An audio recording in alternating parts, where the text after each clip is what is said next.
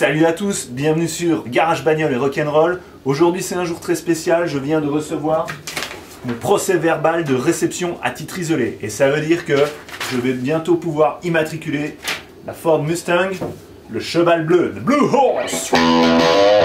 Donc avant de pouvoir rouler avec, il va falloir changer l'huile de la boîte de vitesse parce que ça fait au moins 5 ans qu'elle n'a pas été changée. Je vais vous montrer comment faire, on regarde ça tout de suite.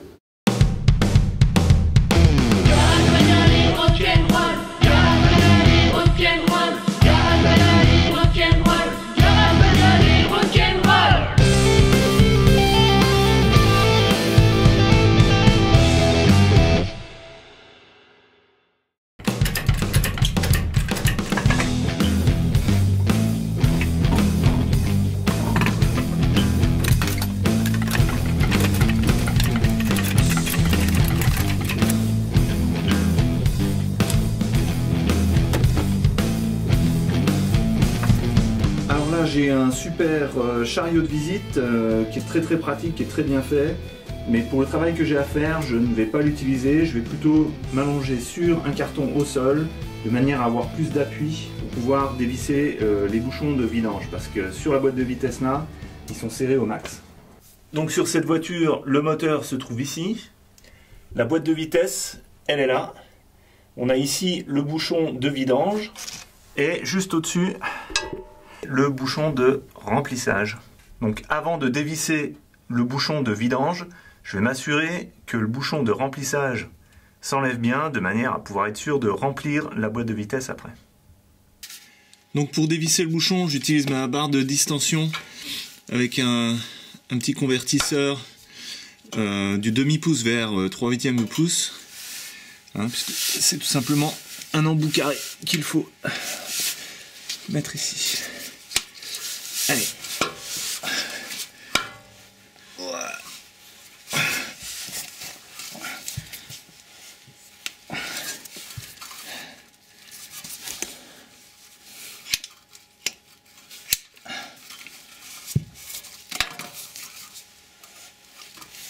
Ok.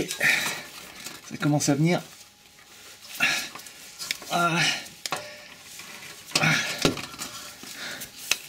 Voilà, donc j'ai fait le début avec la barre et je vais continuer avec ma clé à cliquet.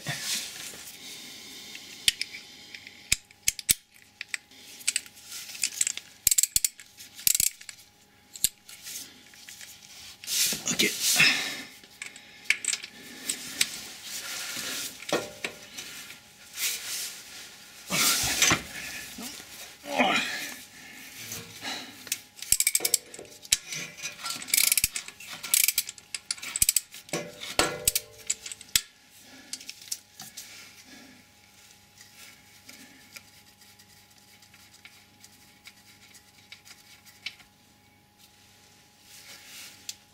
Voilà, alors ne faites pas comme moi et prévoyez un récipient en dessous parce qu'il y en a qui peut couler.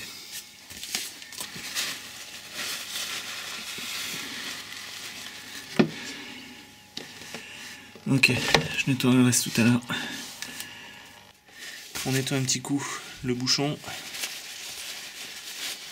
Et donc maintenant que je suis sûr que je vais pouvoir remplir la boîte de vitesse avec de l'huile, je vais dévisser le bouchon de vidange. Peut-être avec celui-ci, on a un peu plus de chance. Ah non, aussi dur que l'autre. Ok, je prends la barre.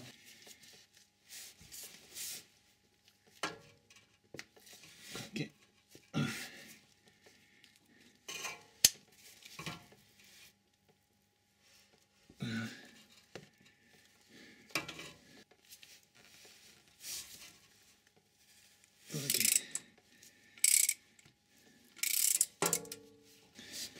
Alors là, il faut faire bien attention parce que quand l'huile va sortir, ça va pas être pour faire semblant.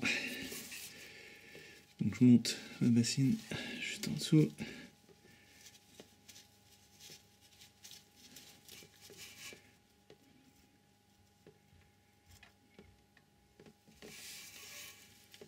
Ok.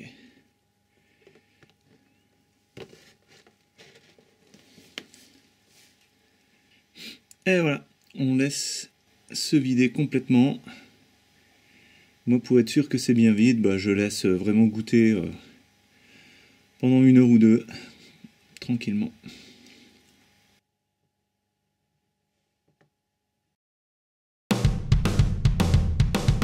Voilà, donc après une nuit complète, la boîte de vitesse est complètement vidée de son huile. On va pouvoir la remplir à nouveau. Voilà, donc toute l'huile qui a été sortie, on va la vider dans un vieux bidon, histoire de voir quelle quantité on a besoin pour remplir de nouveau. Sur celle-ci, les spécifications c'est 2,5 litres. On va vérifier que c'est bien ça. Donc ça c'est un bidon de 5 litres, on va arriver à la moitié.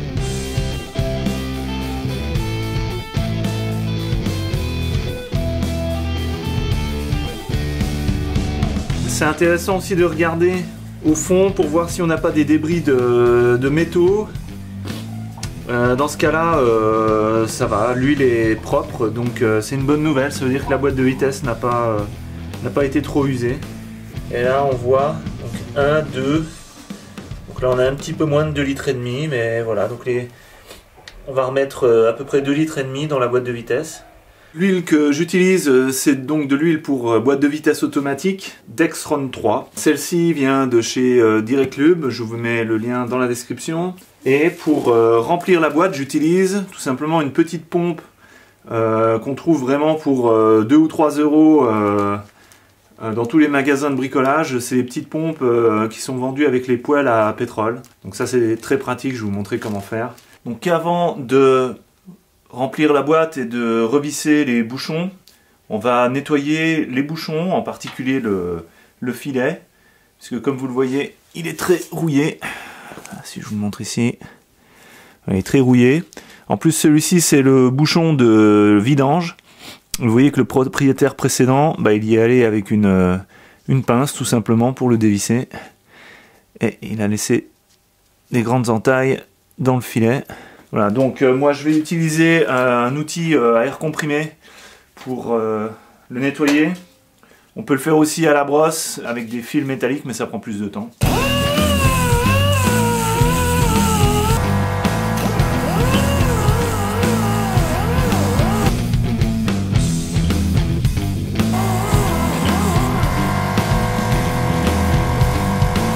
Donc avant de remplir, on va juste nettoyer avec un papier absorbant les endroits où les bouchons vont se visser. Ensuite, il faut revisser le bouchon de vidange. Donc toujours commencer à la main.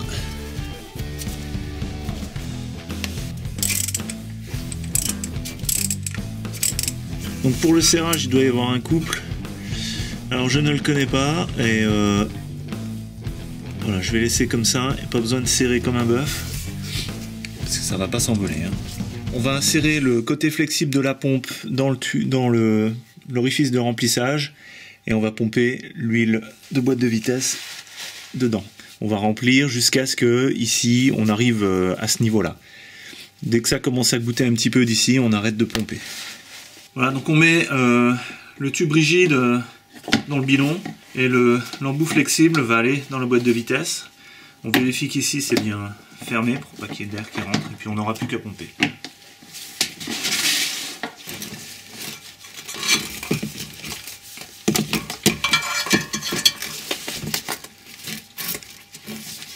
Ok, allez c'est parti.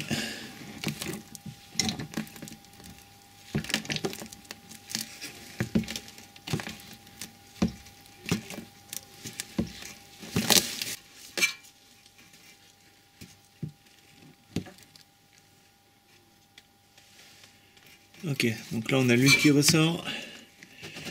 Donc c'est bon, plus besoin d'en mettre.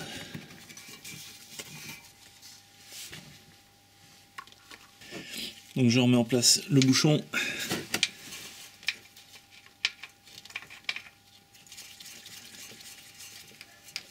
Voilà. Et on serre le bouchon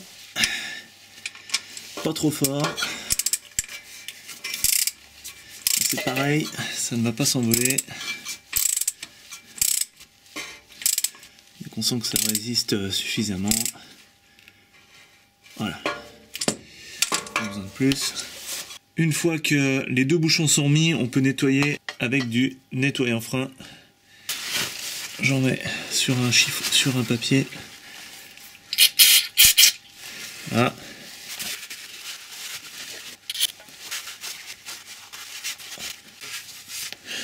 Et voilà.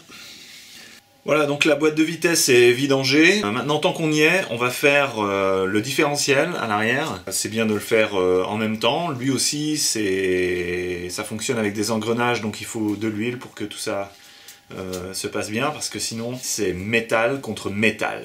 Et ça ne va pas du tout. Et donc, pour faire le différentiel arrière, il faut du joint silicone. J'utilise celui-ci, voilà, parce qu'il y a une plaque à enlever pour vidanger, et ensuite il faut refaire le joint, donc avec du silicone comme ça, qui résiste à toutes les températures.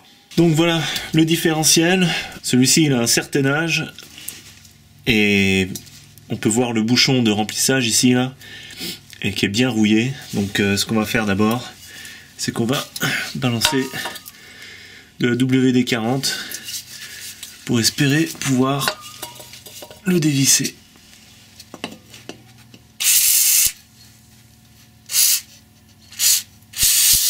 Voilà, faut pas avoir peur d'en mettre. Et puis il faut laisser agir au moins 5 minutes. Voilà, donc quelques minutes sont passées. Maintenant je vais essayer de dévisser ce bouchon de remplissage. Alors bien sûr, il faut dévisser en premier le bouchon de remplissage pour être sûr de pouvoir le remplir une fois qu'on l'a vidé.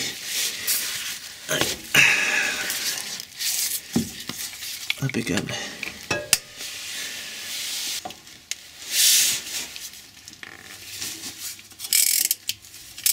Ok.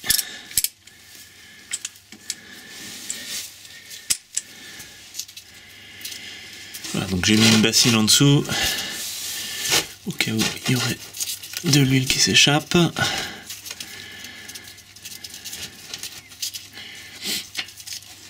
Et là, il n'y a pas d'huile qui s'échappe.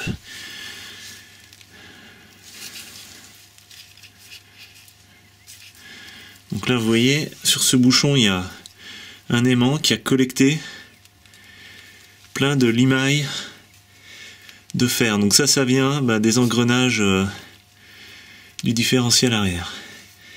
Donc ça, c'est pas très bon signe, ça veut dire que les engrenages ont bien été usés. Donc ensuite, pour vidanger le différentiel, on va enlever toute la plaque qui le ferme là. Donc, il va falloir dévisser toutes les vis. Alors c'est du 13. Et elles sont serrées très fort. Celle-là c'est bon. C'est bon.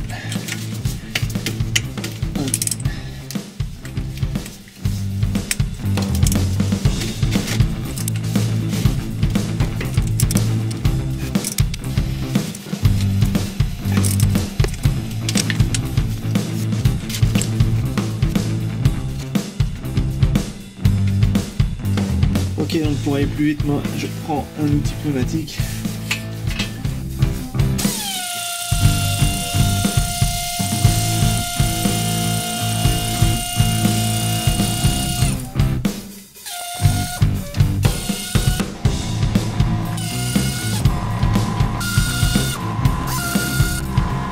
Alors très important, je laisse en place la vis qui est tout au-dessus là-haut. Donc celle qui est ici, elle a une étiquette, il faut aussi garder l'étiquette, c'est très important. Il y a le numéro de la pièce dessus.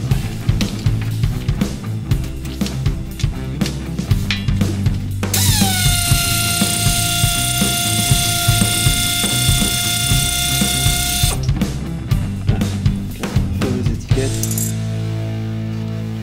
Et la vis. Ok, je dévisse un peu. Voilà. Ok, maintenant on va tirer là-dessus. Alors là elle est collée avec du joint silicone, donc voilà, c'est bon. elle est venue assez rapidement. Donc là on a toute l'huile du différentiel qui se vide et on va la laisser s'égoutter comme ça, partir doucement.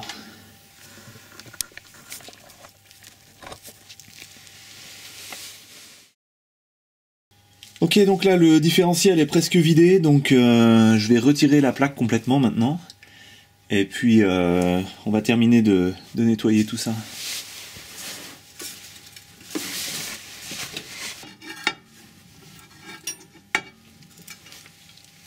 Donc là au niveau du différentiel, c'est bien de faire un petit contrôle visuel, voir s'il n'y a pas trop de jeu.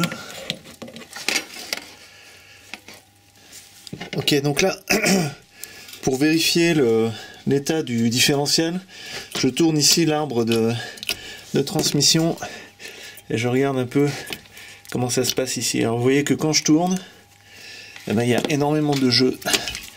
Alors là, vous voyez pas trop bien. Alors, on voit que ici il y a beaucoup de jeu au niveau des petits engrenages ici.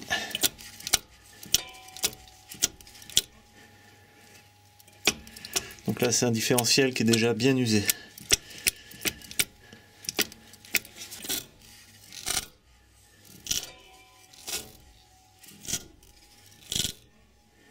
Alors pour nettoyer la plaque, pour enlever l'huile, je vais utiliser du nettoyant frein. Et puis pour enlever le vieux silicone, je vais utiliser un grattoir en nylon.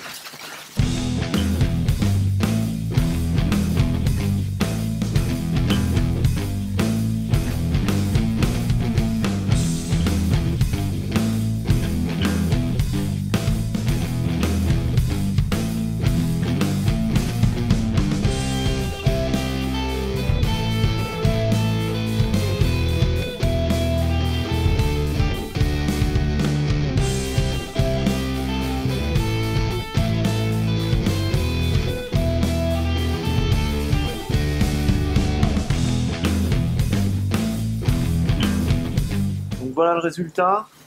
La surface qui est ici, là, tout le tour, c'est très important que ce soit vraiment très propre, qu'il n'y ait vraiment plus rien qui colle dessus, parce que c'est là qu'on va poser le nouveau joint. Alors au niveau du différentiel, l'huile continue de goûter, et le problème c'est que pour poser le joint silicone ici, il faut que ce soit sec, il faut qu'il y ait vraiment plus d'huile. Donc ce que je vais faire, je vais tout simplement utiliser du nettoyant frein dans tout le différentiel pour fluidifier l'huile et puis la faire sortir. On va faire l'autre côté.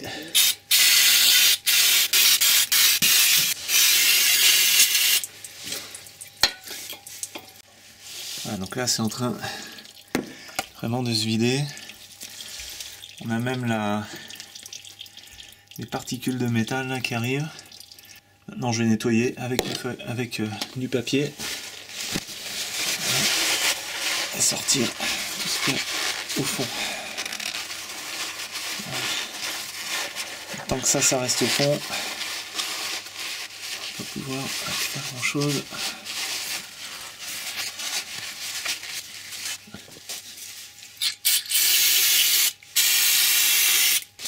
Maintenant, là, je vais nettoyer comme pour la plaque, nettoyer toute la surface de contact ici. Bon, elle est relativement propre, mais ici, voilà, là il y a du joint qu'il faut retirer. Ok, donc je vais procéder à la mise en place du joint. Donc je vais faire un boudin de grosseur à peu près uniforme qui fait tout le tour et qui passe sur l'intérieur de chaque trou pour les vis. Donc je récupère le bouchon pour ouvrir le tube avec ça, en le mettant à l'envers. Ensuite, la canule, on va la couper à cette grosseur-là. On peut pas, voilà, faut pas trop couper parce qu'après on peut pas changer une fois que c'est, on peut pas revenir en arrière. Donc la grosseur là, ça devrait aller. Et c'est parti.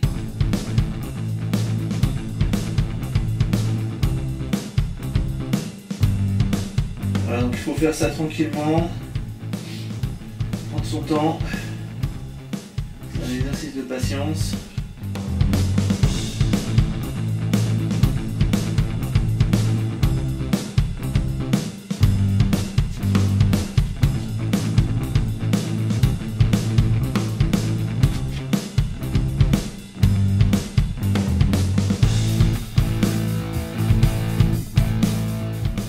Et voilà. Donc c'est pas trop mal. Je vous conseille tout de suite d'enlever la canule et de reboucher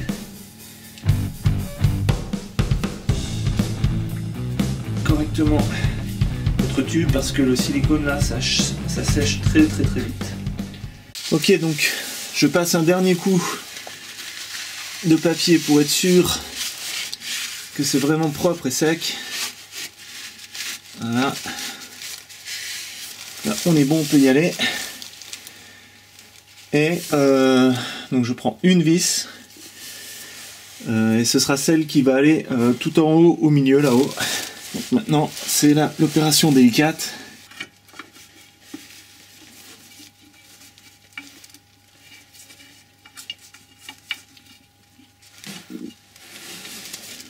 Voilà. Donc là, j'ai réussi à mettre les deux vis.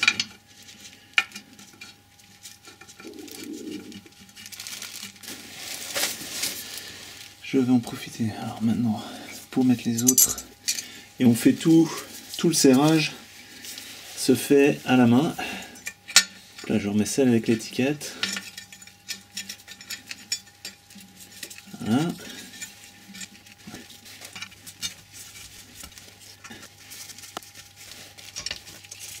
Voilà, donc une fois que toutes les vis ont été vissées à la main, je serre un tout petit peu, vraiment très légèrement.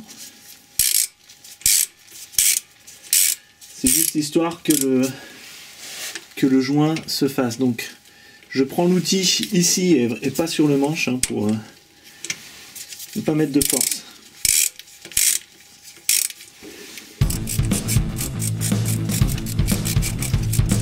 Voilà, je fais en mouvement croisé.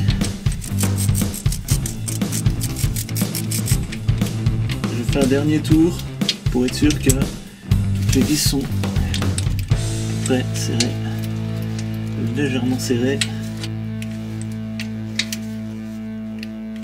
Ok, et maintenant on laisse sécher le silicone pendant au moins 1 heure. Voilà, donc ce qu'il faut obtenir c'est qu'on voit le silicone qui sorte, voilà, qu'il y ait un boudin de silicone qui sorte de manière uniforme sur tout le tour. Voilà, donc là on le voit bien.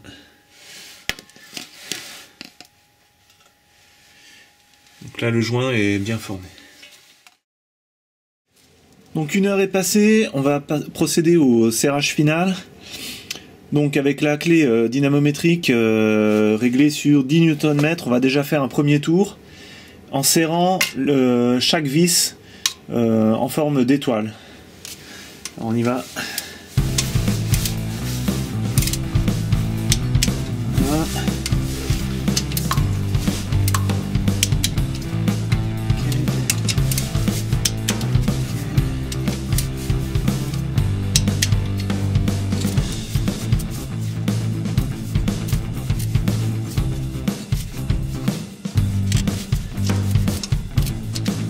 Voilà, une fois le premier tour à 10 Nm effectué, je règle la clé dynamométrique sur son maximum, c'est-à-dire 25. Voilà. Et on serre à 25 Nm. Voilà. Toujours en forme d'étoile.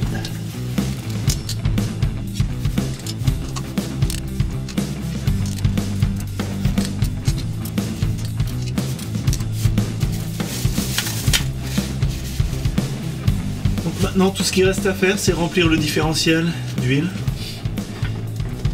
Alors, c'est parti.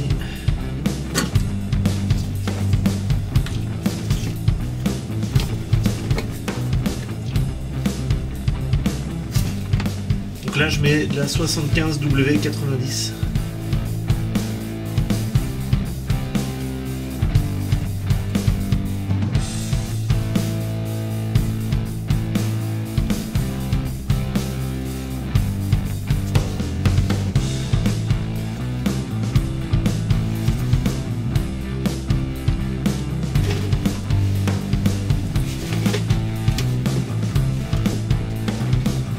Un moyen simple de contrôler le niveau, c'est de mettre le doigt dedans. Il en faut encore un petit peu.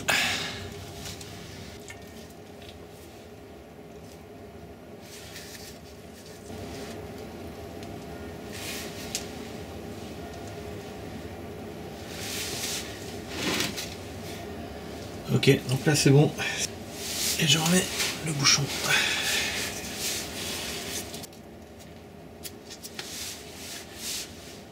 Voilà, on n'a plus qu'à serrer le bouchon. Hop. Pas trop fort. Voilà. Un dernier petit nettoyage au nettoyant frein.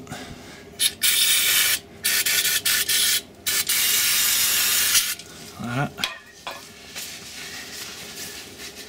On essuie vite fait. Et voilà. Voilà, j'espère que cette vidéo vous aura été utile. En ce qui concerne les pouces verts, les pouces rouges, les pouces bleus, les commentaires, vous faites ce que vous voulez. Pour les produits et les outils que j'ai utilisés, les liens sont dans la description. Voilà, à une prochaine et rock'n'roll!